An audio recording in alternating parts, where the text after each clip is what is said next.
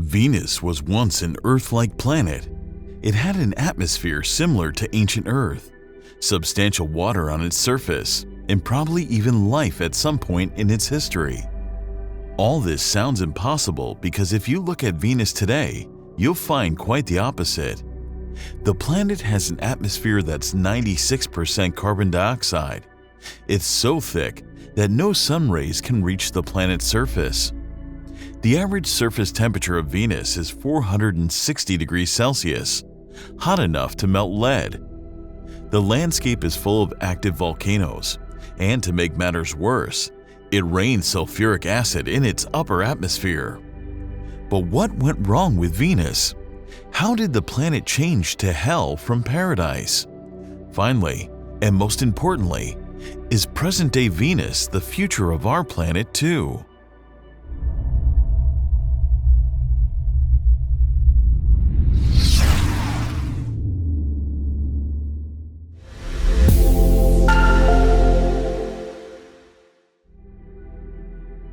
The most straightforward answer to all these questions is volcanism.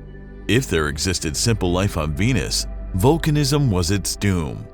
We know that volcanoes are violent, dangerous, and unpredictable. They may appear visually intriguing, but are mostly the epitome of disruption. And in the case of Venus, they have been the primary driving factor behind the planet's demise. We can't have a direct view of Venus's surface because of its dense atmosphere. However, in the 1990s, when NASA's Magellan spacecraft produced a radar map of the planet's surface, it found something intriguing. The map revealed that almost 80% of the surface was covered in volcanic basalt rock. Such rocks are also addressed as large igneous provinces, or LIPs. They result from periods of large-scale volcanism lasting tens of thousands or even hundreds of thousands of years. In the case of Venus, LIPs have resulted from tens of thousands of years of volcanic activity. According to a recent study, several volcanic eruptions occurred on Venus in just 1 million years. That sounds like a long time, but it's just a short period in the 4.6 billion year history of the planet. Each volcanic event spewed lava that covered hundreds of thousands of square kilometers. This collectively added so much carbon dioxide to Venus's atmosphere that its climate could not withstand it. The carbon dioxide-filled atmosphere prevented the planet's heat from radiating into space. With no way to cool, the temperature soared to extreme levels, like a greenhouse with all its vents closed. Eventually, this runaway greenhouse effect transformed a wet and temperate planet into a scorching world. The increasing temperature would have boiled the oceans away, adding water vapor to the atmosphere. Since water vapor is also a greenhouse gas, this would have accelerated the runaway greenhouse effect event at a large scale. Over the years, all the water would have been lost to space, and the only thing that remained was an inhospitable world surrounded by a carbon dioxide blanket. Even on Earth, volcanism has always been a big deal. Life on our planet has witnessed robust, sustained volcanic activity. For example, there have been 5 major mass extinction events since the origin of multicellular life about 1 billion years ago. Each of these events wiped out at least 50% of animal life across the planet. Most of these extinction events have been fueled by some eruptions that produce LIPs. However, in Earth's case, life has always recovered. The volcanoes never caused a runaway greenhouse effect, and there are multiple reasons behind that.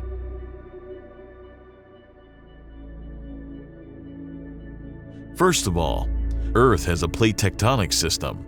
It allows heat from the interior to reach the surface by periodically opening the mantle blanket. On the other hand, Venus lacks such a plate tectonic system, aggravating the situation. Secondly, the scale and extent of eruptions on both planets have been quite different. Although it's unknown how often the events that created these inhospitable conditions on Venus occurred, researchers have tried to narrow down these estimates by studying Earth's history. To do so, They performed random simulations to recreate Earth's volcanic past. In one of the approaches, they approximated the rate at which sets of near-simultaneous LIPs occur to be statistically the same as Earth's. They found that LIPs closer in time than 0.1 to 1 million years are likely. However, it is significantly less than the time over which terrestrial LIP environmental effects are known to persist. So what exactly happened was that different LIP events overlapped one another. This means that before the planet could remove the carbon dioxide released into its atmosphere from one event, another was already on its way to bombard the planet with more greenhouse gases. The longer an event lasted, the more chances it had to overlap with the following one. The probability of the largest LIP in Earth's history overlapping with a similar-sized event was found to be approximately 30%. However, with the planet able to exchange carbon dioxide and other greenhouse gases between the mantle and the atmosphere over millions of years, Earth had a narrow escape from a deadly runaway greenhouse scenario. But for Venus, with no such mechanisms at work, it likely suffered overlapping at a much larger rate that led to its ultimate doom. Scientists are still determining the exact chain of events that transformed Venus. Several missions are being planned on these lines, with Da Vinci and Veritas scheduled to launch in the late 2020s. One of the primary goals of Da Vinci is to narrow down the history of water on Venus and to figure out how it may have disappeared. This will indirectly provide more insights into how Venus's climate changed over time. On the other hand, Veritas is an orbiter designed to investigate the surface and interior of Venus. This will help us understand its volcanic history and the transition to its present state. The data from both these missions are expected to decode how exactly Venus transitioned from being a potentially habitable planet to a dry and sweltering world.